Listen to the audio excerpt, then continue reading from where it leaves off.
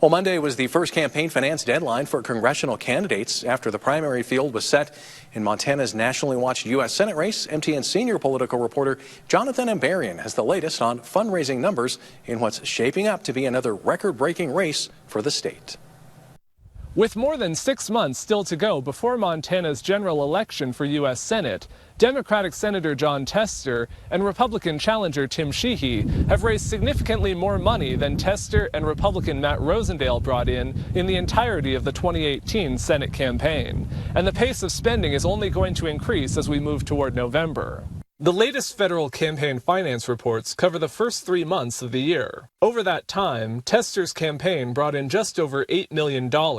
They spent almost $6.6 million, but still had more than $12.6 million in the bank at the start of April. Since the start of 2023, Tester's raised a total of more than $28.5 million, compared to around $21 million for his entire last race for re-election in 2018. Sheehy, a businessman and Navy veteran from Gallatin County, raised more than $3 million in the first quarter of the year. That includes a $500,000 loan of his own money. His campaign spent $2.4 million and had just under $2 million left in cash on hand. Sheehy has brought in a total of $8.4 million since launching his campaign last June. In 2018, Rosendale raised a total of just over $5.5 million in his run against Tester. That race was Montana's most expensive until 2020's Senate race. At this point that year, incumbent Republican Steve Daines had raised $8 million, while Democrat Steve Bullock had raised $3.3. After Rosendale dropped out of this year's Senate race, Sheehy was left with 2 challengers in the primary. Former Secretary of State and Public Service Commissioner Brad Johnson raised $16,000 in the first quarter, much of it his own money.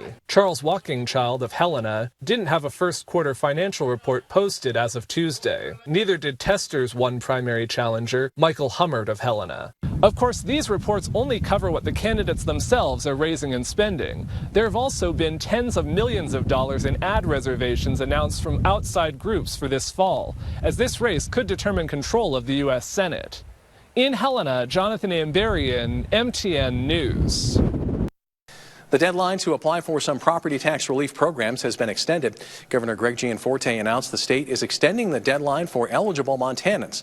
The Property Tax Assistance Program, or PTAP, reduces the property tax bill for qualifying Montana residents at a specific income level.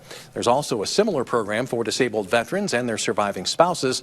Gianforte says the Department of Revenue is extending the deadline to June 1st for Montanans who had a substantial hardship in meeting the April 15th deadline. The department told MTN that it will include anyone applying for the first time who meets the income requirements.